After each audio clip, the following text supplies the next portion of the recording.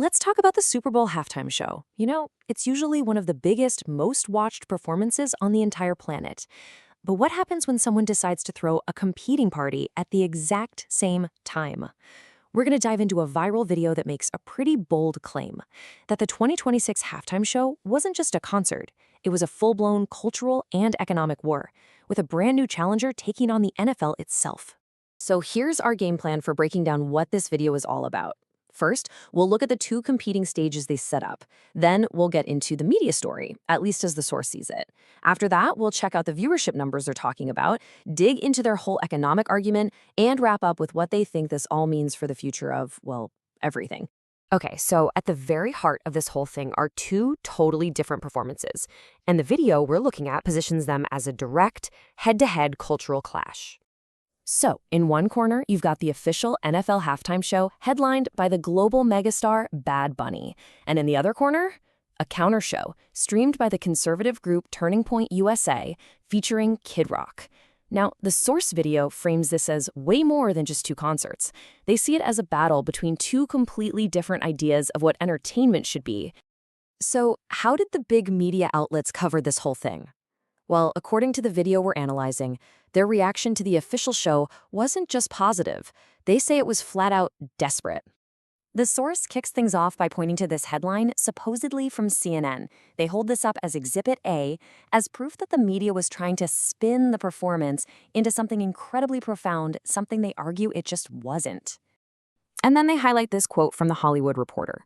The source claims this is just another example of the media trying to prop up a story that wasn't connecting, especially when, they argue, most people watching the Super Bowl had no idea who the artist was.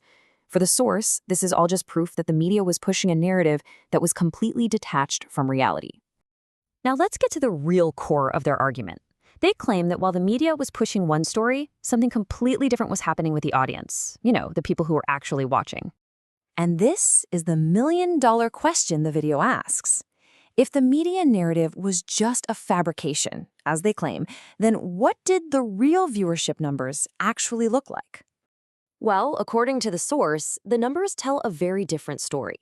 They claim that the TPUSA stream with Kid Rock pulled in a massive 6.15 million concurrent viewers. This isn't some tiny niche audience they're talking about. They're presenting this as a huge chunk of people who made an active choice to watch something else. And to back this up with how people felt, the source brings up a TMZ poll on Twitter. The question was simple: who put on a better show? And they report that with almost 400,000 votes, Kid Rock won by what they call basically 2-1. The source also shares this little story to kind of bring the numbers to life.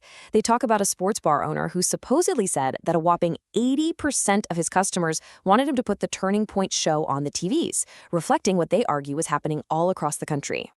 So, why does any of this even matter? I mean, it's just a halftime show, right?